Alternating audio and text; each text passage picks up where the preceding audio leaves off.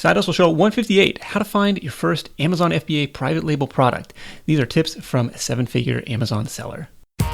Welcome to the Side Hustle Show, where aspiring part-time entrepreneurs learn how to turn their side hustle dreams into reality. Because your 9 to 5 may make you a living, but your 5 to 9 makes you alive. And now, your host, Nick Loper. What's up? Nick Loper here. Welcome to the Side Hustle Show, where it's all about ideas, action, and results. This week is part 2 of a back-to-back punch of Amazon FBA lessons. Last week, we heard from Asad Siddiqui, a part-time Amazon seller who took his retail arbitrage business from 0 to 6 figures in less than a year. And today, I'm joined by Greg Mercer, an Amazon seller doing $400,000 a month in revenue. Yes, per month. We're going to chat private labeling and his criteria for finding your first private label product. In addition to Greg's successful e-commerce empire, he's also the founder of Jungle Scout, an Amazon product research tool. It's kind of like Longtail Pro is for keyword research. It's just something that can make your life a lot easier when evaluating potential products. So grab a pen and paper because Greg is about to get really specific on the exact categories he likes for newbies and the concrete metrics he uses to determine if a product idea is worth pursuing or not. And if you're not in a position to take notes, no worries at all. Just remember to head over to sidehustlenation.com/jungle to download a free PDF highlight reel with all of Greg's top tips from this episode. And a quick thank you to today's sponsor before we dive in. This week's episode is brought to you by Teachable.com, the leading platform to monetize your expertise. I'll tell you a little bit more about Teachable after this conversation with Greg and invite you to enjoy their free weekly live training session on the 7 steps to launch your own online course in the next 30 days at teachable.com/sidehustle. Ready? Let's do this. You know, before I was always scared kind of learning about say niche sites, or some of these other online type ways to make money. Cause I wasn't sure if I had the technical experience. Whereas Amazon is super easy to do. You know, anyone with a little bit of research can get started on it and, can likely be very successful. So yeah, it's a great opportunity. I was going to stop you for a second because I'm glad you mentioned niche sites. And so we've seen, if you've been following the internet entrepreneur world, for several years, as the niche site thing and app development and Teespring and, the FBA business is definitely the hottest side hustle at the moment. Do you see it having longevity, or is it played out? What's your take on where this business is going? So in my personal opinion, I think even the US Amazon store still has a few years of it being just an incredible opportunity. I mean, right now it's super hot. But the really cool thing that excites me also is while the US Amazon store has been around for a while, Amazon's expanding to all these other countries, and then all of a sudden they have a really young, untapped marketplace starting there. So the next one would probably be the UK, and then Germany's starting to get really big, and then Canada and Mexico.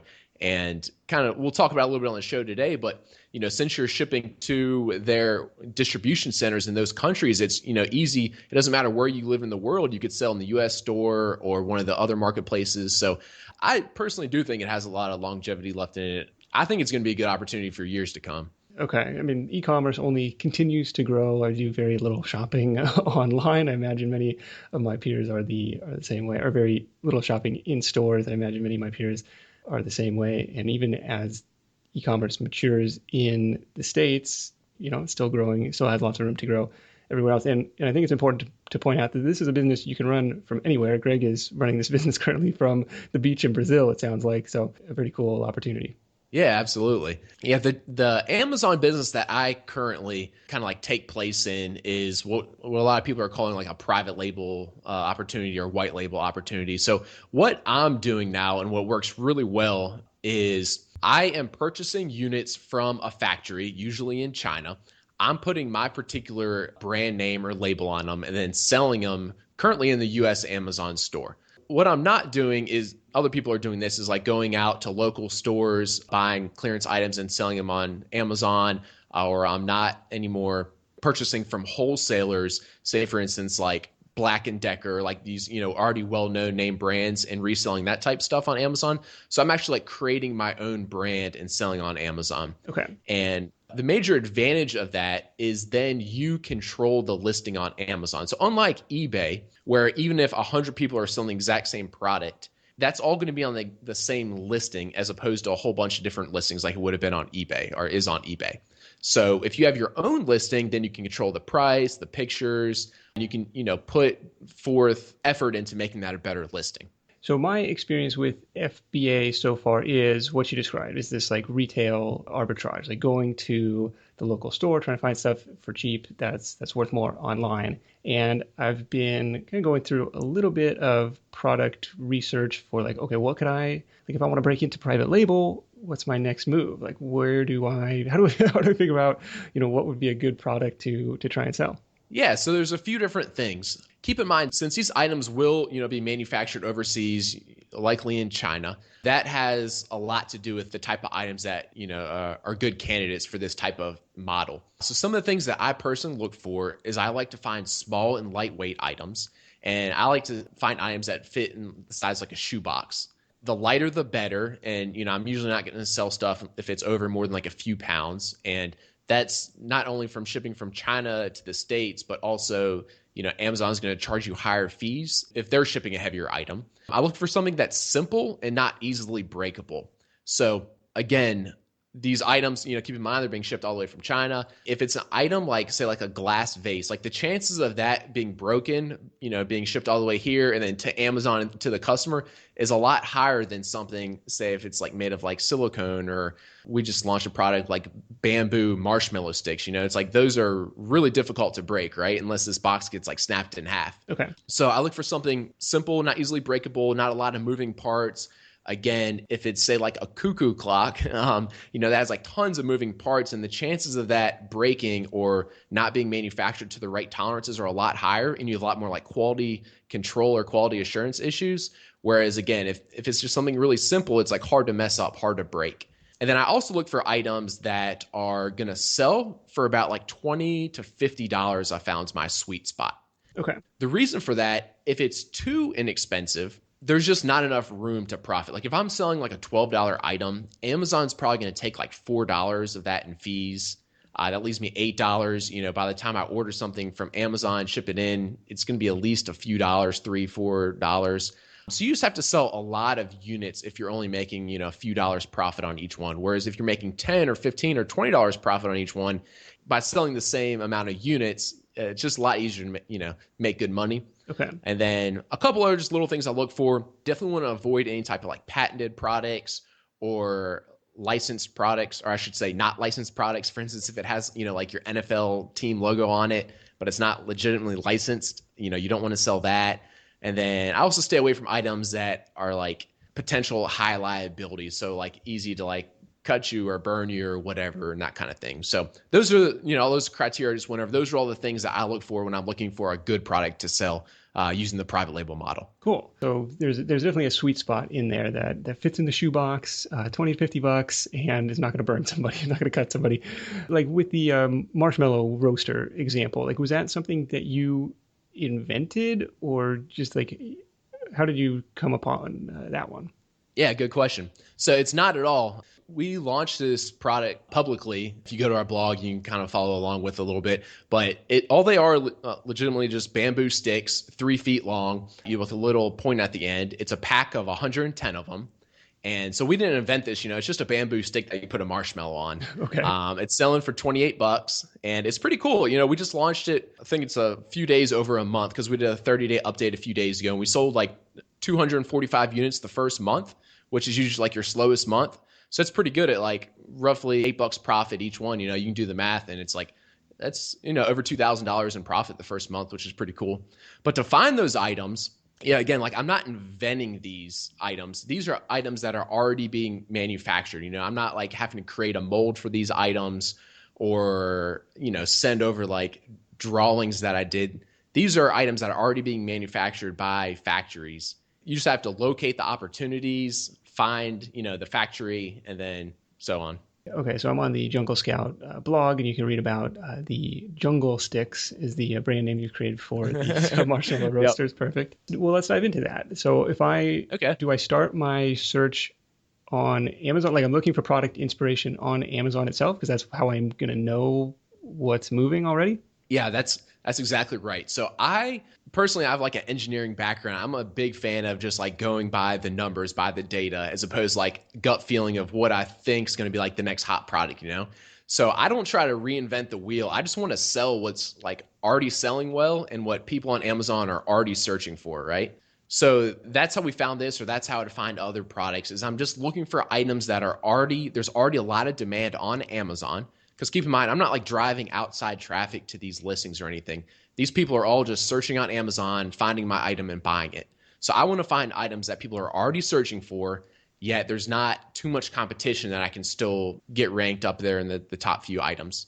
Do you start by like, hey, I've got a favorite category I want to get into, or here's a product niche? Like if I'm into cars, like would I start in automotive, or where do you start this search for brainstorming? Yeah, so if you wanted to start by a category, there's a few categories I kind of recommend for beginners. You don't have to live and die by these at all. They're just pretty like beginner friendly. And those are like sports and outdoors, home and kitchen, patio, lawn and garden, and pet supplies. So you could start in those. Amazon also has a bestsellers section. So if you just Google Amazon bestsellers, it will show you all of the bestsellers in each category. Okay. The thing you want to do though is you want to click into like the subcategories. So if you were to search that and then I was to click on like sports and outdoors, right there on the first page, it shows me like the top 25 items in sports and outdoors. Well, those are going to be like super competitive because those are so popular. But if I click on some of the subcategories on the left-hand side, I can kind of niche down into some sub or sub categories. And then you start finding items that, these are still selling hundreds and hundreds a month. They're just not as competitive as some of them. So that's one good place to look. Another good place is, I like to call it kind of like spying on other sellers. So you can find other sellers that are doing this model, kind of look into some of their products to get inspiration. And then, of course, as the creator of Jungle Scout, this is kind of, I guess to give you a little background, scaling my own Amazon business, this was the hardest part, coming up with the product ideas. After you find a good product, the rest of it's like fairly straightforward. So, that is also why we created Jungle Scout. And it's a huge help with product research. It is a product research tool. And then I don't want to plug it too much, but you can do different filters to help you find product ideas in there as well. Plug away. I think it's a really valuable tool. So we'll get to that in the end. So if I'm going into these subcategories, the first couple that I see are like, men's and women's clothing. Is there a sort by bestsellers here? So to get there, the easiest way is just to Google Amazon bestsellers and then click the top result. And then once you're there, it should show you Amazon bestsellers there at the top. Okay. And then that'll be ranked. I think there's 20 items per page and there's 5 pages. So it's like the top 100 for each category or subcategory. Gosh, number one bestseller is Cards Against Humanity. These guys are just money. That's insane. They really are. That's quite the business. So sports and outdoors. Okay. And then, so this brings up like some ski goggles, and then there's some other subcategories here: fan shop, outdoor recreation, sports and fitness. Okay. Yep. So that's a good way to come up with product ideas. And then let me also say, so, you can come up with lots of product ideas. You said you saw ski goggles there, some other things. If you were to write all these down, then I'm sure what your listeners are thinking like, okay, well, how do I know which one of these to choose, right? Mm-hmm. Like you said, you want items with lots of demand and not too much competition, but how do you know? Amazon gives us one really valuable piece of information for each product, and it's called the sales rank. For those ski goggles, for example, they probably have a sales rank in sports and outdoors that say like 100. So what you can do is, there's a few tools to do this. Jungle Scout is one that's completely free. You just go to junglescout.com/estimator, or it's on the homepage under the free resources. You can plug in that sales rank. So it's like a sales rank of 100, and it will tell you how many units that's selling each month. So a sales rank of 100 in sports and outdoors is probably like 2,500 units a month. It's completely free. You can just go there and type in whatever you want. And what I look for is, I like to see a demand of about 3,000 units in a niche. Okay. So if we were to, again, just search ski goggles on Amazon search bar, we're going to see the first page of results. I like to see like in those top like 10 items or so, if I were to add up the amount of sales for each one of those products in the top 10, I like to see a total demand, if I were to add all those up, of about 3,000 units. And what I've found is me personally, I shoot for a goal of 10 units a day, or about 300 a month. And I've found if there's already enough demand there that it's selling like 3,000 units through Amazon, that'd be an item that I'd want to go for. and that I could likely sell the 300 units a month that, is what I shoot for. Does that make sense? Yeah, so if you're drilling down to these subcategories, you find something that meets that criteria, the small, lightweight, $20, $50 price point, then you are using the estimator tool to plug in their sales rank to say, okay, how many units are they moving? It's a daily estimate.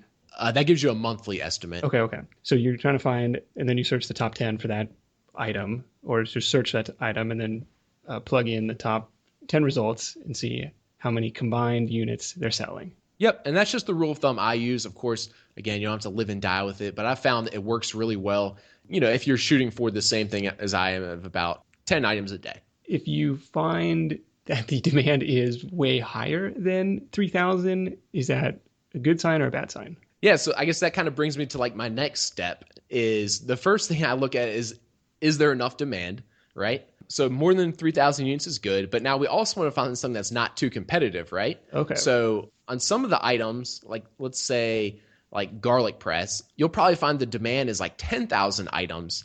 However, it's really hard to get ranked on that first page because it's too competitive. So for this, the rule of thumb that I use, I like to find someone in the top 5 results. So again, if I were to search ski goggles or garlic press, I'm just looking at the first items that come up there. I like to see someone in the top 5 results have under 100 reviews. And I like to see multiple people in the top 10 have under 100 or even under 50 reviews. Okay. So the less amount of reviews means it's usually like a little bit of a younger, like less developed type niche, and it's not as competitive to get in there.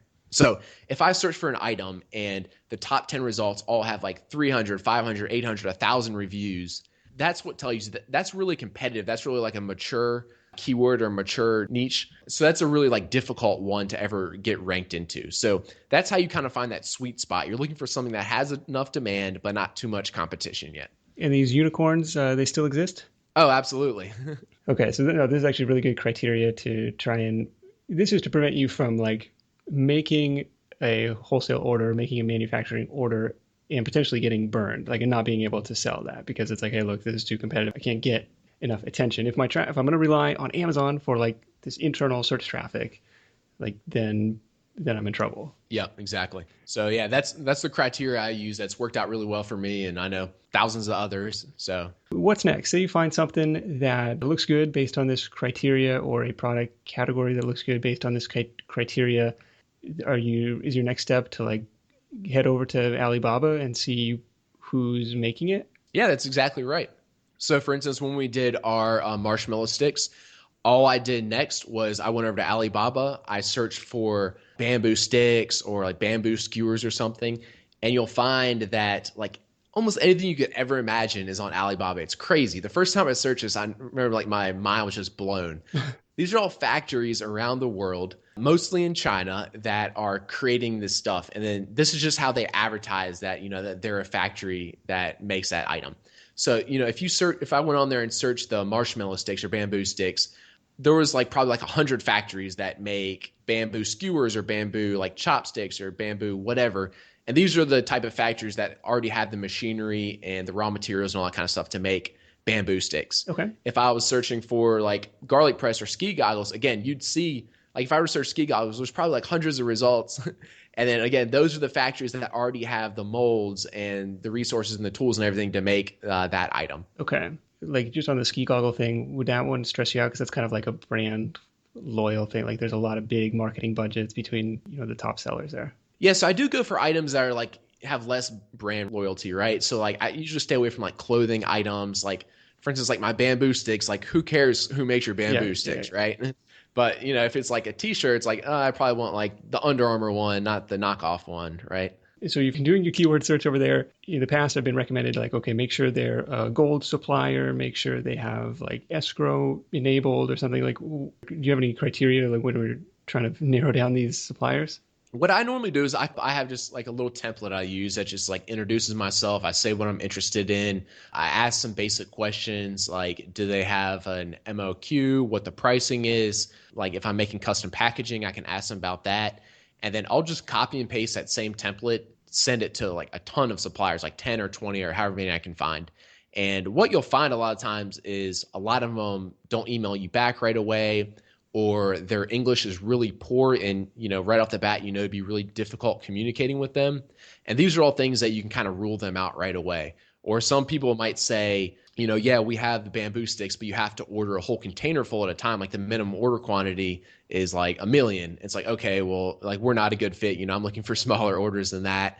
So even if you email like say 10 or 20 factories, right away, it's usually narrowed down to like 3, 4, 5. They seem good to work with. They seem legitimate, that kind of thing. So the next step from there would be to get a sample from these factories. So to do that, they're all used to creating sample orders. Be prepared to pay quite a bit more for shipping than what you are for the product. Even if the product's only like $5, it might cost $30, $40, $50, to ship it from China. But I do recommend getting the samples because it's pretty important, I think, before you order a large quantity to get a sample in and kind of see their workmanship for that type of item. At this point, are you asking for any like tweaks or your own improvements to the product at all? Or are you just saying, hey, I see that you're making bamboo sticks. Can you send me a couple to look at? Yeah, it's a good point. So like on one of my items, I upgraded it because I saw there was a lot of bad reviews. It had like a plastic buckle on it. I saw a bunch of reviews that said like the plastic buckle always breaks. So I asked them, like, do you have any other buckles you can use? So for that particular item, I wanted to see like the metal buckle that I wanted, not the crappy plastic buckle that I knew I didn't want, Yeah. So like, for instance, that item, I waited for them. They didn't make metal buckles, so they had to order those from a different factory and then make me a sample and then ship that to me. So I didn't like create this metal buckle myself. This is like just a standard made metal buckle. You know what I mean? So again, I'm not like inventing this product. I just asked them to switch it out for something a little more heavy duty. But if you're just doing like custom packaging, a lot of the times they aren't able to make just like one box for you to send you the sample in. So a lot of times what I'll do with that is I'll just get the sample in without my custom packaging, and then ask before they like do the big run, I'll just ask them like take a whole bunch of pictures of like the first box that comes off the line just to make sure that it doesn't have any defects or misprints or whatever before I tell them to go ahead and make like hundreds of them. How many samples do you typically get? If it's like a larger item, like say for instance, my bamboo sticks, they're pretty like big and long. I would just ask for like one sample or like one pack. I had this other item, it was just like really small and it was really cheap. They're only like $0.25 each. Those items, I was like, go ahead and just send me like 10 of them, just so I can, if you have 10 of them, it's probably a little bit easier to spot like their workmanship. Whereas if you only have one, it's like, well, they probably could have just picked like the very best one. So it just depends like how big the item is. More is obviously better than less, but at some point it's like, okay, it's getting too expensive. If I have like 2 or 3 factories that all seem good to work with, I'll go ahead and order samples from those 2 or 3 factories. So from multiple different factories. And when you get them, you're looking for quality of workmanship. You're looking for like, what was the communication process with these people like? Someone has advised me, like, don't ever like do Alibaba contact from your main email because like you're going to get spammed. So are you setting up like a separate account for that stuff? That is a good point. I forgot about that. They're persistent. So, I mean, they're salespeople. Yeah, I do have like kind of a junk email that I use. And then once I establish a relationship and I'm working with a factory, I'll be like, hey, can you just start emailing me at this email address? So I do recommend that. Just, make a new Gmail account and you can start contacting them through there. Are you when you email? Like Will Mitchell from Startup Bros is like, be the secretary, like never be the boss. Yeah, I probably wouldn't sign it like CEO or president or whatever, especially if it was your first one, because then you always have a little bit of like, well, let me ask my boss, or something that I always, I actually say this quite a bit. I'm like, I really like working with you. However, my boss doesn't agree with that pricing. Like, what else can you do with me? I really want to order through you guys, but he just won't, he won't go for that price. There are some advantages with not being, the high man on the totem pole. Also, if you're just a beginner, and maybe if you ask kind of like silly questions or whatever, they'd probably be like, oh, well, this is just kind of like a secretary or he's just starting or whatever. Build yourself in a little bit of a safety buffer there, not being the VIP. So once you get your samples, what comes next? Do you inspect them and say they're good? Do you try and sell them, or do you go back and say, okay, now I'd like to move forward with another order or with a bigger order? Yeah, I don't even sell my samples. I just hang on to them. But yeah, the next step, if you're happy with the samples, they're what you're looking for, they seem, like satisfactory quality. At that point, I would start talking to the factory about a larger order, this is also like a pretty good time to negotiate on pricing. You could say at this point, they know you're serious. You paid $50 or whatever to get a sample from them. You tell them you like the sample, you're satisfied with their quality. This is actually when I go back and say, if I need better pricing or want better pricing, this is usually when I have that discussion with them. And then after that, you place the order. So the one thing that we need to keep in mind, since we are like white label or private labeling this item, we need something to differentiate ourselves from other people who might be ordering from this factory and selling on Amazon as well. So that could be as simple as a sticker or a label on the item. That could be custom high-end packaging or so forth. If you want to keep it really simple and just do, like the label, this is like what we did on our jungle sticks that we ordered. They're just in a plastic bag and we just have a jungle sticks label on it. It has a little s'mores recipe on it. I'll take credit for that.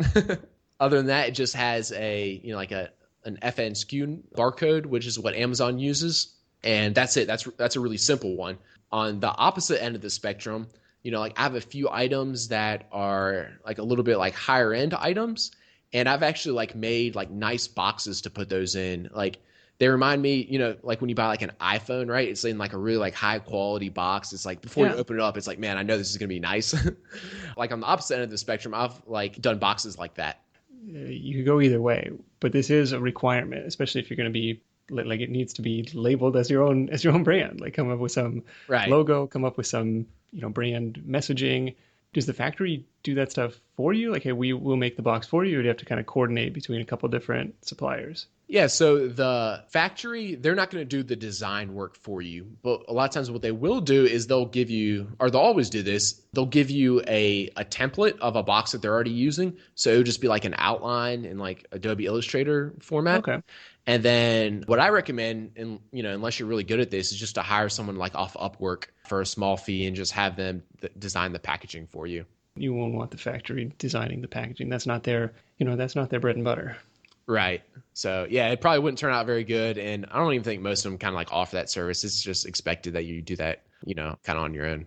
Are they doing the barcoding for you, or is there like special, you got to order barcodes from Amazon? How does that part of the process work? Yeah, it's a good question. So this is always kind of like a part of confusion for people. So to make it simple, let me just say this. You want the FNSKU barcode on it, which you get from Amazon, okay? So after you set up a listing on Amazon, it doesn't have to be like live on their actual website yet. There's just a process you go through to set it up. You can like print out a FNSKU barcode, and that's going to be the one you want to put on your packaging, because that way you don't have to like label any of the packaging when it comes. Like, if you put the FNSKU number on it, you could literally, if you want, ship directly to Amazon, or you could ship to your house, open the box, it looks good, and you reseal it and send it in. You don't have to like label it anymore once, you place your order. Okay, so you're actually kind of creating this listing to generate the SKU where you have the stuff in your possession. Yeah, and you can just kind of do like, it just takes like a few minutes. You can kind of put like dummy data in there, Like I could just start a title that said marshmallow sticks, not have any description, no photos, just hit like submit and then print out the FNSKU barcode. For somebody starting out, what would be a typical investment? Like, to bring something from nothing to market? I'm a big fan of just like getting started and whatever it takes, So like me personally now, my first orders are always 1,000 units, but that's because I was always finding that I was running out of stock with orders of like 500, like 250 or whatever. However, if that number scares you, like it's like if this is your first time, this isn't like a proven model to me yet, just order whatever you feel comfortable with, if that's 100 or 250 or whatever. One thing to keep in mind is most factories, especially if they're doing custom packaging for you, are going to take at least 20, 25, 30 days to create your order. Some are as high as like 45 or more if it's like a really busy time of the year. So, if all goes well and you're selling your 10 or your 15 a day or so, even if I placed an order the day my first shipment from the factory arrived, I'm already going to sell like 500 units by the time I could get that next shipment in from the factory. You know what I mean? So that's why personally I always order 1,000 now. But like I'm saying, if that scares you, just, you can order whatever you feel comfortable with. Okay, gotcha. So there's a little bit of lead time. Have you ever seen, like, in this in between time that the market conditions change to the point where you're like, oh God, I wish I didn't order those 1,000? No, I probably the only time that would happen is if you picked like a really like seasonal type item. So like if I did like Christmas lights, back in like October, November, those were probably really hot. If they didn't get to you till after Christmas, there's probably no market anymore. But if you pick an item that's not very seasonal, I've personally never seen that really happen. Shouldn't have to worry too much about that in the 30-day window. Yeah. Are you shipping to your place or like to Amazon directly? My first order, at least, I'll always ship to me. After that, there are freight forwarding services you can use. We personally use Flexport. So what we can do is we can ship to them and they can forward it to Amazon. So we never actually have to like touch or see the product. But the first shipment, we always get sent to us. We open it up, we inspect it, we make sure, everything's of satisfactory quality and you got what you ordered and everything else. Have you ever had a case where it wasn't, or like the labels were messed up or the quality sucked or something like that? Yeah, so I've never been like totally burned, like they just haven't shipped it or something like that. But I have had like a few little hiccups. But keep in mind, like I'm ordering tons of product every month. Like, in December, I sold like 25,000 products or something. So, but I have had orders that will, like one, for instance, it looked like they put them in the master carton, like right after they printed the box. So it was kind of like the boxes kind of rubbed off on each other, like the ink. So that didn't look very good. Or like some other like little things like that. But my experience with it is like the factories have been pretty good about working with me on it. Like that one shipped me all new boxes, like packaging. So like it sucked because we had to like take it out of the old box and put it in the new one. But I mean, it wasn't like the end of the world, I wouldn't let little things like that like scare you from getting started. Well, what else did you people need to know? I think this has been an awesome deep dive into kind of getting off the ground with this. And Greg, I thank you for joining me. Yeah, I understand you've got a special Jungle Scout offer for Side Hustle Nation. I do. Yeah, as we kind of mentioned, Jungle Scout, it makes the product research so much easier. A few of the things, we've kind of rebuilt Amazon's catalog in our own database, and you can filter by all the kind of the criteria we've been talking about, through the podcast. So you can, only filter out the items that sell 300 a month or more and that don't have very many reviews and that are relatively small. And we've actually even done like other cool things, like we have like a listing quality score. So we grade everyone's listings. So you can even say like, only show me the items that are selling well, even though they have a crappy listing. So those are like really good gems, Yeah, we even, we have like a little Chrome extension that inside the Amazon store, you can click it and it gives you all the relevant information you need to know about those products, like how many units they sell each month, the demand, how much the FBA fees are, all those types of things. So it really speeds up your product research. Kind of as we were talking about, as it gets a little bit more competitive, it's much easier to find the good items on Amazon using it. But, even if you don't, you can also use either the free tool we talked about earlier or just, the other stuff we talked about during this podcast. But if you are interested in it and you want to find out more, I'm going to give your listeners a little bit of a discount, Nick. So they can get it at junglescout.com/SHN for Side Hustle Nation. So junglescout.com/SHN. That's a tongue twister. Thank you for that, Greg. I think it's a really cool tool. It definitely speeds up this process a lot like the other tools that are out there, right? It's like you can do your, Google keyword research for free, or you can use Longtail Pro. You can, make your landing pages yourself, or you can use lead pages. It's like another tool to kind of, speed up that learning curve or that process a little bit. And I like the idea of like, hey, just use these filters instead of like doing the needle in the haystack for all these, like, okay, I want to find something that's 300 units or, under 50 reviews. Okay, let's just use these little toggles and do that. Yeah, I think most people find it really, money really well spent unless maybe if you just have like tons of extra time. If you are someone that has like a full-time job, trying to do this in the nights and the weekends, it's almost a no-brainer, I think. Well, I love how the software business is a side hustle for you on top of the product business. So that's you qualify for the Side Hustle Show. Maybe another show I'll talk with your listeners about starting up a software business. Perfect. We'll be back to talk about that next year. I love it. Greg, thanks so much for joining me. We'll wrap it up with your number one tip for Side Hustle Nation. Number one tip is just to get out there and to get started. I myself I feel like in the shoes of a lot of your listeners, I think, just a few years ago, Nick, so I know it's exactly what it's like. I was like listening to all these podcasts and trying to read as much as I could. But at some point, you just have to start taking action, even just like, little baby steps at a time, like starting to look for a product on Amazon or, whatever side hustle you're choosing, little steps at a time. Then you can find a factory, get your sample and so on. Don't get discouraged by little bumps along the road. And, I don't think you'll ever look back. It's a great opportunity. The whole Amazon thing is, there's lots of other ones too. I think you just need to get out there and take action on it. Sounds good to me. Just get started one step at a time and, just in time learning, you'll figure it out as you go. Yeah, it's absolutely right. Great. Thanks so much, man. We'll catch up with you soon. All right. It's been fun, Nick. Thanks again for having me on. This edition of the Side Hustle Show is brought to you by Teachable.com. Teachable makes it ridiculously easy for people like you and me to create and sell online courses. Now, all of us have our own unique experiences, knowledge, and expertise in something, and one of the best ways to make money on the side is by creating your own online course. This is something that I've done in the past, something that a lot of our guests have done in the past, and we've even had the founder of Teachable, Ankur Nagpal, on the show back in episode 115 to share some course creation best practices. Now, here's the thing. Teachable has over 5,000 people teaching on their platform, and what they found is that pretty much every successful online course is launched using the same 7-step process. And rather than leave new instructors in the dark, they decided to put together a free live training session each week that goes through each of those 7 steps to launch your own online course in the next 30 days without holding anything back. You can register for this free training at teachable.com/sidehustle. This webinar is completely free, and you'll also get a free surprise gift on the webinar just for showing up live, paying attention, and taking some notes. You can register again at teachable.com/sidehustle. Alrighty, what did you guys think of that conversation with Greg? I love the specific metrics and the search filters that he mentioned, and hopefully it gives you some criteria and direction to use when doing your own private label product research. I think it's a really cool side hustle, and was grateful for him to share all of his insight towards that.